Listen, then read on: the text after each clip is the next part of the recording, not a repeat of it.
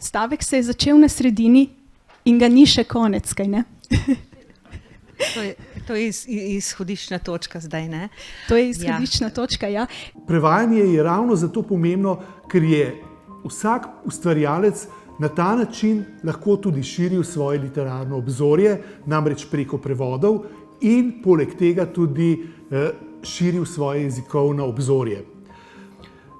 Prevajanje stoji že čisto na začetku slovenskega jezika in slovenske literature.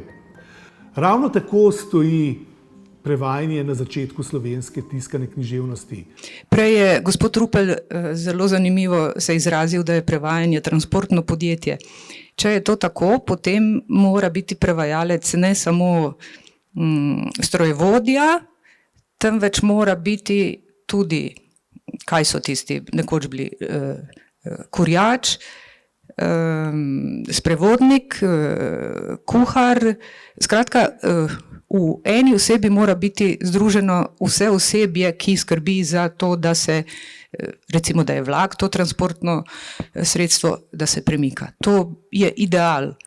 Da ne prevajamo besed in da ne prevajamo stavkov in tudi ne prevajamo samo tekstov, ampak predvsem prevajamo njihovo delovanje.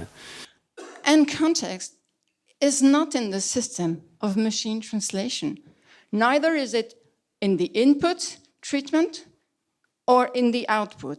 First question I ask myself in front of a text is, who wrote that? To whom? When? Where? With what purpose? That's exactly what the text does in the world. Ker pa seveda vemo, da prevajalci so najnatančnejši bralci. Spravi, vsak katerikoli prevod, današnji prevod katerekoli besedila je današnje besedilo. To ne pomeni, da je treba ga kakorkoli čistiti ali trebiti ali posodabljati to ominozno besedo, ki jo precej sovražim. Ampak današnji jezik. Ja, zdaj ves čas govorimo pravzaprav ne o jezikovni zmožnosti. Ne. Bralna pismenost je na nek način tudi sinonim za jezikovno zmožnost, se pravi, gre dejansko za vse spretnosti, ne, ki jih izražamo z nekim jezikom. Ne. Se pravi, branje, govorjenje, pisanje, kaj se še poslušanje se pozabila. Ne. Ja, in v bistvu zato je pač zelo pomembno se mi zdi izpostavljati to, da ne samo književni prevajalci, ki nekako po definiciji skrbimo za bralno pismenost, ampak sicer društva prevajalska pač dvigujemo bralno pismenost, ne? Prevod izjemno sooblikuje naš literarni jezik, prevajanje v slovenščino, ponuja nove, drugačne možnosti, nove metafore. Mislim, da inventivne poti, ki jih v prevodu ubirajo prevajalci, demonstrirajo, kaj vse je v, recimo, njihovih ciljnih jezikih, to zdaj ne mislim samo slovenščino, ampak slovenščino pa še prav posebej, sploh vse mogoče, ne? Še vse tisto, do česar se niso dokopali izvirni avtorji. Ampak in Menard je rekel, to je zelo zanimivo, ne? Tam, ko je avtor mečkan, mu ni šlo najboljšega, lahko prevajalec popravi. Ne? In to je kar polemika bila z Menardom. Se pravim, vse živeče avtorje sem imela e-mail in sem jim pisala, vedno imaš vprašanja, zagotovo, ali nisi prepričan, in tudi lepo se mi zdi, da navežeš kontakt. No, mislim, da to avtorji, moja izkušnja je takšna, da so veseli tega. Se mi zdi najbolj posrečene rešitve zgodijo takrat, kadar se čist prepustiš in se spustiš špakce, kot se rekel, si daš duška in nekako pa zaslišaš, kaj takrat zveni in ti kar nekaj reče, to je to. In to je nekaj, kar jaz dejansko zelo pogrešam v slovenskem svetu. Se mi zdi, da gremo popolnoma v napačno smer, ker hočemo ustvariti en jezik, ki bi bil popolnoma poenoten, in se ne zavedamo tega, da je bogatstvo slovenščine pravzaprav vsa ta razvejenost, ki jo jezik kot tak ima, in vse tisto, kar v tem jeziku obstaja. Po eni strani seveda še dobro, da nima tudi slovenščina te kolonialne zgodovine, ne. Za prevajanje pa vseeno majčkeno narodno. Ampak raje se potrudimo, pa kaj še ustvarimo, ne. Včasih v nemščini tako rečem, da je prevajanje Liebesdienst, ne, kot neko srednjeveško služenje nekomu, ki je tega vreden.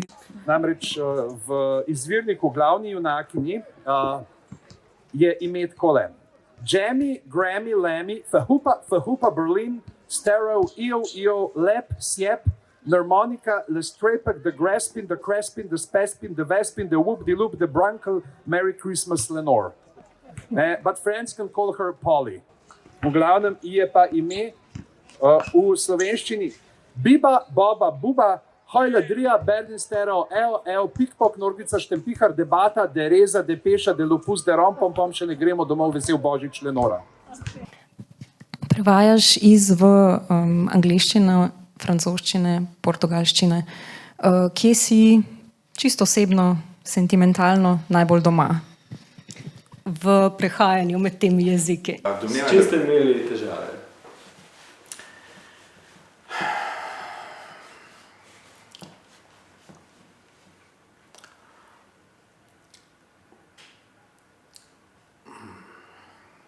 Zdaj pa skupaj z občino Hrastnik, ki jo lahko imenujemo prevajalcem prijazna občina, odpiramo Sovretov kabinet. Dobrodošli.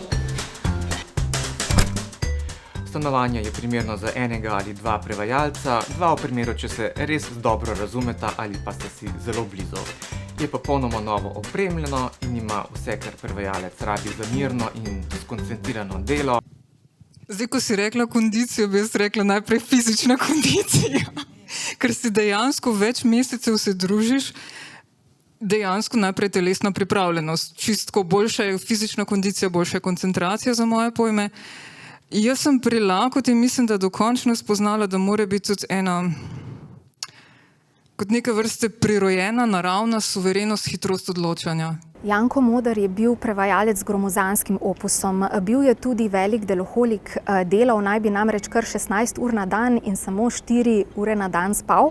Zaradi tega mislim, da je ključna značilnost, ključna zahtevnost prevajanja Kanta v tem, da vse te dolge stavke, dobro, ne zmeraj, ampak na ključnih mestih, izgradimo tako, da reproducira miselni tok originala. In mislim, da je to zelo pomembno pri humanističnih besedilih, ker je vsak stavek priprava naslednjega stavka. Dramsko prevajanje je pravzaprav tako kot staranje človeka, se mi zdi. Zaradi tega, ker je namenjeno govoru, govor se pa spreminja in se jezik na odru tudi spreminja, ne, s časom. Kar se tiče samega sloga, to bo mogoče spet en nov izziv za prevajalce, namreč jaz, ko pišem, vedno čutim nekakšno valovanje. To bo mogoče poseben izziv v tujih jezikih, ker ne funkcionirajo vsi z enakim ritmom, recimo kot slovenščina. Najprej na ritem, ker recimo tudi, če prevajaš kakršnokoli stvar, če ne bi bilo peto, mora biti v ritmu. Če tega nisi naredil, potem je čist brezupno. Vidna sprememba, ki se je zgodila v zadnjih malo več kot 10 letih, je pa seveda tudi ta, da je ime prevajalcev napisano na naslovni strani in je s tem tudi podarjen zelo pomemben prispevek, bistven prispevek, ki ga imajo prevajalci pri posamezni prevodni knjigi.